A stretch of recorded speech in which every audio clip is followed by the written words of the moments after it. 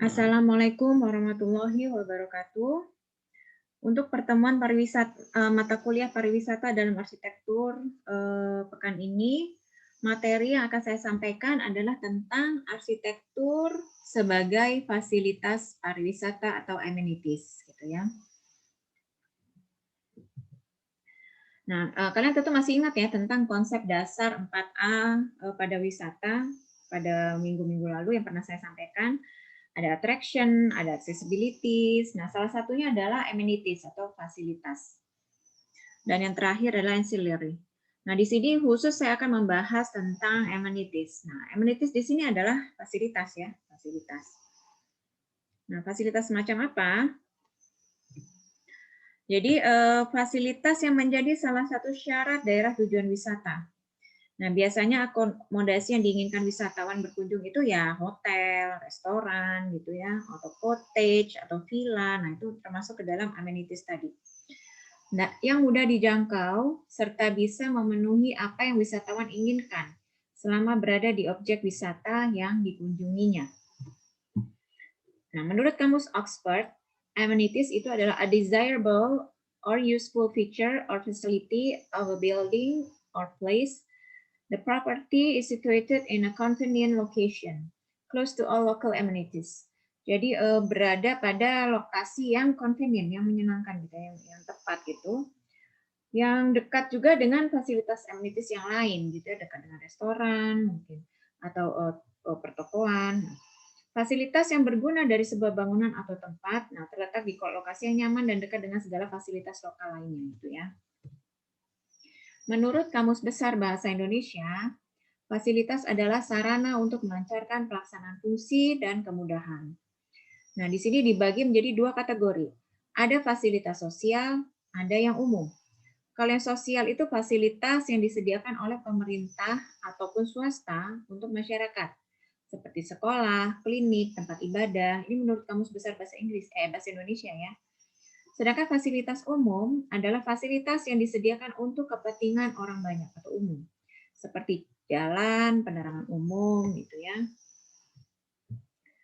Nah, sementara pengertian amenitas dalam pariwisata adalah menurut Lawson dan Bowie dalam bukunya Tourism and Recreation Handbook of Planning and Design. Amenitas adalah semua bentuk fasilitas yang memberikan pelayanan bagi wisatawan untuk segala kebutuhan selama tinggal atau berkunjung pada suatu daerah tujuan wisata. Jadi di sini adalah fasilitas untuk wisatawan selama dia berlibur di suatu tempat wisata gitu ya. Apa saja yang termasuk dalam amenitas ini? Ada hotel, ada motel, restoran, kafe, shopping center, souvenir shop. Nah, ini semua masuk ke dalam amenitas tadi atau amenities. Nah, pada buku tersebut fasilitas dibagi jadi dua. Ada fasilitas dasar dan khusus. Yang dasar ini adalah kompleks rekreasi dimanapun berada yang memberikan pelayanan kepada wisatawan secara umum. Contohnya adalah akomodasi, penyediaan makan dan minum. Akomodasi ini biasanya hotel ya, makan dan minum biasanya restoran, kafe, hiburan bersantai, dan juga infrastruktur dasar untuk pengelolaan sebuah objek wisata. Sementara fasilitas khusus itu sesuai dengan karakteristik lokasi dan sumber daya yang tersedia, yang menunjukkan karakter alamiah sebuah objek pariwisata. Jadi kalau fasilitas khusus itu berkenaan dengan lokasinya. Sementara fasilitas dasar itu adalah ya untuk pemenuhan kebutuhan dasar manusia gitu ya. Kalau fasilitas khusus mungkin antara objek wisata yang satu dengan yang lain akan berbeda. Tergantung dari yaitu tadi kekhasan dari masing-masing daerah. Tapi kalau fasilitas dasar itu sama, mau dimanapun pasti ada hotel, mau dimanapun pasti ada restoran gitu atau makan gitu ya. Nah, pada buku ini fasilitas pendukung atau ancillary facilities dibagi ke dalam 6 jenis fasilitas. Ini masuk ke ancillary. Jadi kalau ancillary itu ada akomodasi, ternyata akomodasi masuk juga ke ancillary ya. Akomodasi itu ada hotel, motel, cottage, apartemen, dan lainnya. Terus makan minum, restoran, coffee shop, snack bar, dan lainnya. Terus ada sanitasi. Terus aksesibilitas yang berupa jalan akses, tapak, pintu masuk atau gerbang utama, tempat parkir. Fasilitas aktif, yaitu fasilitas yang dijadikan sebagai salah satu penunjang aktivitas yang dapat dilakukan oleh pengunjung ataupun wisatawan. Lain-lain adalah gedung kantor administrasi, pos keamanan, pos penjaga pantai, gitu misalnya, dan lain sebagainya. Selanjutnya, menurut Oka Ayuti, dalam jurnal penelitian Edi Tiano, mengemas produk pariwisata pada daerah tujuan wisata. Amenitas adalah fasilitas yang dimiliki daerah tujuan wisata meliputi akomodasi, usaha pengolahan makanan, transportasi, rekreasi, dan lain-lain. Ini yang termasuk dalam amenitas pada buku yang lainnya. Sedangkan menurut Dirjen Pariwisata Indonesia, amenities atau fasilitas atau amenitas tadi ya, merupakan tersedianya fasilitas yaitu tempat penginapan, restoran, transportasi lokal yang memungkinkan wisatawan berpergian serta alat-alat komunikasi. Nah, kalau menurut Dirjen Pariwisata masuk alat komunikasi. Misalnya turis asing masuk ke Indonesia. Gimana caranya agar dia bisa tetap WhatsApp-an dengan keluarganya di rumah? Maka ada penyediaan mungkin titik-titik hotspot free pada area-area lokasi tujuan wisata misalnya, atau di kawasan-kawasan wisatanya. Atau mungkin ada penyewaan WiFi atau alat-alat untuk memancarkan sinyal WiFi seperti itu. Misalnya kalau kita ke Jepang atau misalnya ke negara-negara Eropa gitu ya. Nah, itu biasanya tuh dalam grup turnya itu mereka ada satu alat yang dipegang oleh guide-nya itu ya WiFi tadi gitu. Sehingga bisa dipakai bersamaan. Nah, itu masuk dalam alat komunikasi.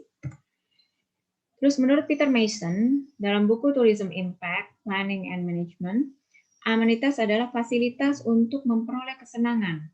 Dalam hal ini berupa akomodasi, kebersihan, keramah tamahan. Jadi ada kearifan lokal di sini. Ada sesuatu yang tidak bisa dibeli gitu ya, tapi bisa dirasakan ya, keramah tamahan gitu ya.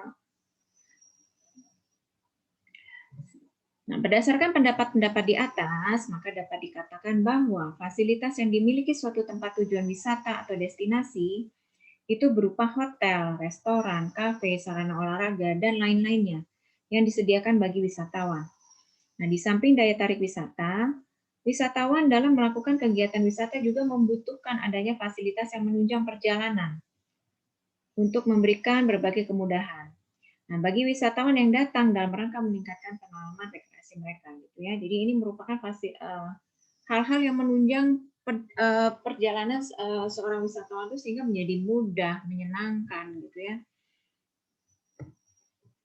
Nah, selain faktor atraksi, amenitas juga mempunyai peranan yang sangat besar bagi wisatawan yang akan mengunjungi suatu destinasi. Nah, semakin lengkapnya suatu destinasi mempunyai amenitas atau fasilitas yang lengkap, maka semakin banyak pula wisatawan yang akan berkunjung ke sana. Semakin besar kemudahan yang didapatkan, maka tentu saja orang akan semakin suka ya datang ke suatu tempat. Nah, suatu fasilitas kawasan wisata itu memiliki syarat-syarat dalam hal pengembangannya. Ada something to see, jadi ada daya tarik wisatanya, ada something to do, ada sesuatu yang bisa dilakukan atau aktivitas yang bisa dilakukan oleh pengunjung atau wisatawan. Something to buy, maka mereka bisa beli oleh-oleh atau kekhasan daerah tersebut gitu ya. How to arrive di sini adalah berhubungan dengan transportasi ya. Bagaimana cara mereka menuju ke objek wisata tersebut, dan how to stay, bagaimana mereka bisa stay atau menetap di sana, menetap sementara gitu ya. Maka dibutuhkan penginapan atau hotel. Nah, di samping fungsinya yang merupakan fasilitas atau sarana, prasarana, fasilitas umum. Nah, public amenities juga harus mempunyai standar dalam aplikasi di lapangan. Ini adalah standarnya. Fasilitas publik harus strategis, harus memudahkan wisatawan untuk mengaksesnya. Bentuk dari fasilitas harus dapat dikenali.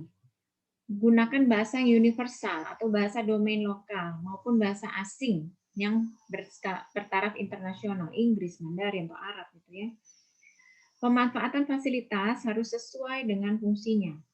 Ya kalau hotel ya tempat menginap gitu ya. Atau misalnya restoran ya tempat makan, minum gitu, atau berkumpul dengan teman-teman. Nah, ditempatkan di area yang tepat agar masyarakat umum itu dapat melihat dan dapat langsung menggunakannya tanpa harus mencari-cari. Hindari tempat yang sepi atau terisolasi dan terpencil. Nah, ini sebenarnya sih tergantung konsep ya. Kadang-kadang ada juga hotel yang memang tempatnya itu nyempil gitu di tengah hutan atau justru jauh masuk ke dalam gitu. Makanya sebenarnya tergantung konsep. Terjangkaunya komunikasi darurat untuk proteksi ancaman kejahatan. Selanjutnya ada kualitas dari fasilitas itu sendiri harus sesuai dengan standar-standar yang berlaku dalam kepariwisataan. Oke, sampai di sini pembahasan kita kali ini tentang amenitas. Semoga bisa dipahami. Nanti ada kuis kecil, kuis hanya 1 pertanyaan. Silakan kalian kerjakan di Google Classroom. Nah, ini nanti kalian bisa download juga materi yang saya sampaikan kali ini. Oke, saya tutup penyampaian materi saya hari ini. Terima kasih sudah menyimak. Subhanakallahumma wa bihamdika asyhadu an la ilaha illa anta astaghfiruka wa atubu ilaik. Assalamualaikum warahmatullahi wabarakatuh.